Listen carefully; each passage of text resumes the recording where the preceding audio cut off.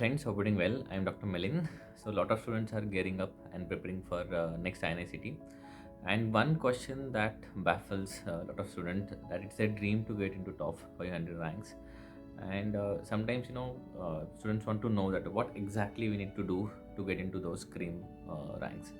And yes, because getting into top 500 rank puts you in a very commanding position, and your chances of getting the dream seat that you are looking for are higher if you are in the top 500 ranks. So today I'm going to tell you few things, few tips which will help you to end up in the top 500 ranks. So first of all, whenever you prepare for INICET, see, it's not only about preparation, it's also about how you attempt the exam. So in next few months you have to prepare yourself for exam as well. You have to develop your mindset in such a way that how you are going to attempt that paper. Lot of students, they prepare well, they read well, they revise well, but on the exam day they panic and they succumb to the pressure. So remember, exam is not only the test of your knowledge, that how much you know, it's also going to test that how you perform under pressure. Someday you will be standing between the life and death for someone, so that is actually preparing you for the job ahead. So that is also important. So you have to keep that calm mindset during this preparation. Now, a lot of students, despite of preparing well, why they don't succeed is because of over enthusiastic planning. They accumulate lot of material, they have unrealistic expectations. I always tell students that your wise approach is important. Sometimes, the toppers, some classes, they set up unrealistic goals, and that is why it becomes very difficult to catch up and match up to those expectations, and unfavorable results occur. So I'll show you something that will clear up your mind. So if you look at the INICET, the last INICET result, so this time what INICET board had done, they had released the score and the correct responses as well. So I could access few ranks and a few scores from the students who follow the channel. So the rank 48, the student who got rank 48, he got 150 correct response and he attempted around 193 question. So his accuracy is somewhere 77.7%. Rank 149, his correct responses were 142 out of 190, and remaining were the wrong responses, obviously. 264 rank had 140 correct questions, total attempted 194, and 468 rank had 136 correct, and total attempted were 191. So if you see, INICET, in INICET, students usually attempt more than 185, 190, because that is what you have to do if you want to end up in a top ranks. So the accuracy percentage that you need to achieve in your test is somewhere around 75%. So if you have a 75% of accuracy, your top, you will be ending up in top 500. Lot of students, they think that you should have 170, 180 out of 200 to get a top rank. You can see from this slide, 135 to 145 is a range of score you need to perform in your exam to get into top rank. So this is what our target is, and this is how our planning should be. Now, what is step one? So if you are someone looking to build that, you are marching toward that target. So first is to build your strong base, and you have to master your basic sciences. I have been saying this again and again, and I'll say it again. If you want to succeed in INICET, you have to master your basic sciences. And here are few tips. First, anatomy. So if you look at anatomy, the questions that INICET gives you, see, anatomy doesn't change with time. Like other sciences, they change with time, but anatomy, the nerve which was passing through a certain canal 10 years back, 50 years back, it's still passing through the same canal. So you have to do lot of PYQs for anatomy. At least last 8 to 10 years, questions do repeat. Use Netter Atlas. Initially there were directly one-liner questions from anatomy. Now they give you images, you have to identify the structure. So it is very important that whenever you are reading the theory, either you can use the PDF version of Netter Atlas, or if you have a physical version, and you don't have to go page to page. Whichever topic, for example, you are reading abdomen or you are reading cranium, so you have to just open that page and just see which structure lies where, because in exam you'll get an image with the pointer, identify the structure. Now classes have made your work easy. They have given lot of images to you, even that is fine. Embryology is must. For anatomy, embryology is something that is again high yield, and you should revise and read embryology well. For physio, biochem, pharma, I would say along with your notes, USMLA First Aid is a very good book for them. So you have to master all the graphs, tables from these subjects that are there in the first aid, and that will definitely give you an extra edge. Also, what we used to do a few years back, that I saw that INICET directly used to give graphs and images directly from the standard books like Ganong or like Robbins. So directly they used to take image from that. But that's a very time consuming work. Classes have done again your work easy, or you can directly put a word on Google and you can save that image. Again, I'm saying image based questions are very important for INICET.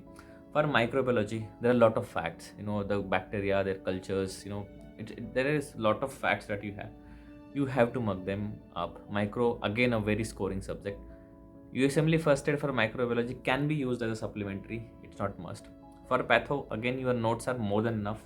Lot of standard images from the Robins have been asked in the past, but I think you can take help of your classes as well, or you can take the help of Google. What I used to do, whenever I used to read theory, if I don't, if I feel like they might ask this as an image, I used to search in Google. I'll just see how the image generally looks, because in Google you get 6-7 types of kind of images that any from in any form that might be asked. So you can save it as a screenshot, so you can use it as a smart way. See, the idea is you should know it.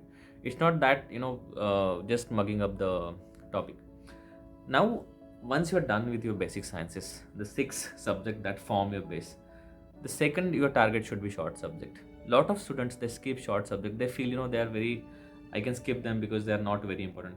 Actually, that's a very wrong thing, because from short subject you get 5-6 questions which are very easy, and they are very easy to cover. If you compare them with medicine or surgery, you have to invest a lot of time in medicine and surgery, and output is less. So your short subject should be something that you should focus on.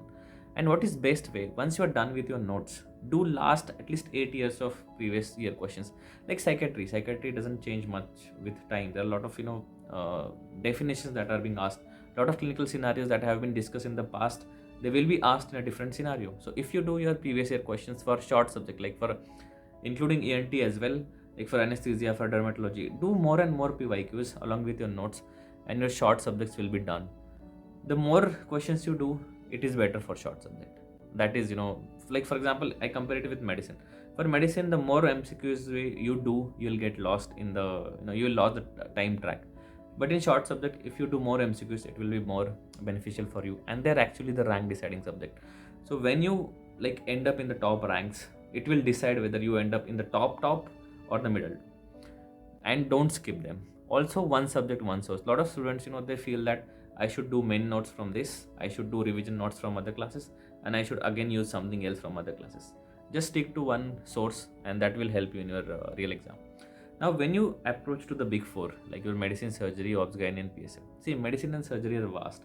If you start reading medicine from page to page, you have around 3-4 months in your like exam. It will take a month to just cover your medicine and surgery. You will lose the track of time, and it will take a hit on your time management. Also, see, suppose if you're getting like 20-25 questions from medicine, your accuracy will still be low, because medicine, again, clinical scenarios questions, sometimes difficult, sometimes very confusing. So your approach should be topic wise, and how it should be. So this is a important topics from medicine. So this is not something you can find it on all classes site, and maybe other teachers who have also given you the topics. So these are the topics in the order of importance. Like for example, medicine, they'll ask you a lot of rheumatology, they ask a lot of questions about connective tissue disorders, about acid base disorder. They'll ask you about the APG interpretation, electrolyte disbalance, then cardiovascular diseases, hematology, oncology, endo, in that order. So you start reading from your connective tissue disorder first. So what happens, even if you don't reach till like kidney or that part, so you don't feel like left out. So your approach should be topic wise. Similarly for surgery, breast and thyroid, again examiner's favorite, followed by GI surgery, then some trauma and emergency surgeries like tension, pneumothorax, lot of questions about that, about trauma and burns, wound. Nowadays, they also ask about a lot of about wound repair and scar, and then oral cavity, salivary glands, and the tumors, oncology. So that is the least important. So you start with your breast, thyroid, GI surgery, because even if you don't get time to do oral cavity or salivary glands and other part which I have listed here, you are not going to lose much. Also, your medicine questions can be solved from your knowledge of if you combine your patho, pharma, physiology, and microbiology, it forms medicine.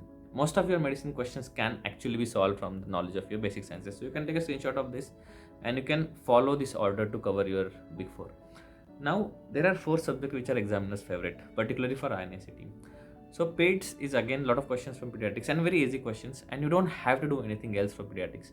Your notes are more than enough. You get a lot of clinical scenarios from congenital heart diseases, from infectious diseases, which are very specific for pediatric population for immunization, and that is actually give you a very good scoring. Ophthalmology, as you know, AIMS has their own center, a big like Rajendra Prasad Institute. So usually ophtha questions are very tough. Don't try to overdo ophtha. Even the best, even the top, I have seen even the toppers, they struggle to answer ophthalmology question. Just stick to notes. Don't waste much time on that. For PSM, biostatistic is must. So you start with your biostatistics. USMLE first aid has nice graphs. They have nicely in one liner. They have tried to explain that what are the terminologies. So do your PSM biostatics well, followed by your notes. Okay. For obs gynae, you have to practice more clinical questions. Lot of clinical questions specifically are asked from obs gynae. So whenever you are doing your notes, along with that, you have to do your clinical questions. So why I'm telling you all this? Your approach for particular subject should be, what is important for that subject. You cannot read every subject page to page, and that is what I say about doing a smart work. Now, whenever you are writing your grant test, so I showed you in the first slide that our target is to get somewhere around 75% of accuracy. Now, your basic sciences like anatomy, physio, biochem, patho, pharma, micro. So it's easy to get higher accuracy in them because they are fact-based subject, and they have usually only one answer. So your target should be getting around 80 to 85% in your grant test. So in your exam also you replicate. So make this target and start working on that. You can chart your GTs in such scenario, and you can also start charting your percentage. For pediatrics of the ENT, slightly lower percentage. For medicine, surgery, PSM, now no matter how much you read, these subjects are vast, these subjects are difficult, and getting higher accuracy in this subject is difficult. But even if you get 60-70% question right consistently in this exam, in these subjects, that is enough. Also, you can see what I have shown you here, that you should have a consistent result. It should not be like, you get 58% in one exam, then 65% in another, and 85 into another. You should have a steady, like, in surgery, 66, 67, 70. So deviation is not much. That shows that your command on the subject is very good. No matter how differently questions are asked, your accuracy should not take a hit. Again, the short subject, again fact-based questions. So your accuracy can be high. So you have to manage this accuracy in this subject. And if you combine this accuracy, somewhere you will end up around 75, 77%, which is the required percentage to get into top 500. And this is how you should plan and graph your GTs. So whenever you give your GTs, so if you plot your GT score on the graph, your GT score ideally should look like a flat line. It should be like this, that you should get a consistent result in that pattern. Your GT score should not look like this blue line, that once you get 160, once you get 100, once you get 120. It should not be haywire like that. Even if it is a low score, it should be steady, and so gradually you can improve. It should look like a better line, and that is when you should realize that you are doing good in your GTs. Now there are few important points I want to highlight. See, GTs without analysis and PYQs without reading their explanation is waste of time. So spend adequate time analyzing your score. Some students just see their rank, see their score, either they get happy or they get depressed and move ahead. That is not important. What is important is to analyze your PYQs and GTs well, because topics and questions do repeat. Whatever your GT mistake are going to teach you, that is how you are going to improve in your exam. Revision is key, and you can revise better if you stick to one source. At least try to revise twice before exam. See, we have also known and we have also seen that grass is always greener on the other side. Lot of students have this fear of missing out, that some new classes are coming, some new book is coming. But trust me, it will always look attractive. Whatever you don't have it, you will feel like what other student is having, that is better.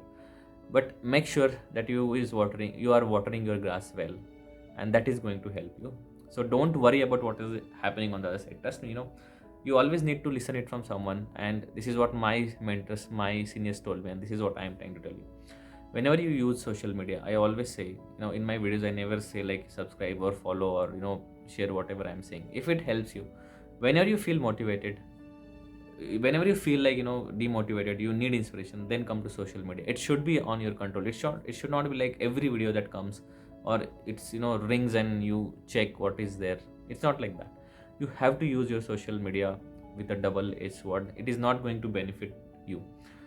Now a lot of students write me, sir, I'm ready to put a lot of hard work, I'm ready to do anything, will I succeed? So see, only way to find out whether you'll get there or not is to face this exam with the full potential.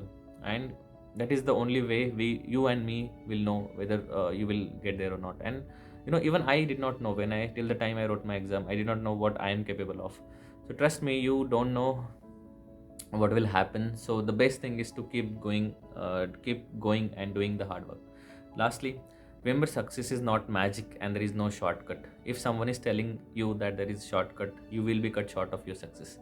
It's actually a result of meticulous planning with honest, disciplined and dedicated hard work, and that is what success is all about. You should not never compare yourself with the person sitting on the next table. You should compare yourself what you were yesterday. And remember, you are not a machine, so your best every day will look like different. Some days you will study 6 hours, some days you will study 10 hours. It's okay. That is what I say. Don't make over enthusiastic plans, don't make unrealistic plans. Stay focused. Whenever you are tired, whenever you feel like burn out, I can't do this anymore, learn how to rest, learn to take break, normalize taking break, but don't quit and don't get distracted from your studies. Universe fall in love with a stubborn heart and write your own story of success. And I'm sure with all hard work, we will definitely see you all on the other side of the line. So I hope this video will help you. I wish you all the best and take care.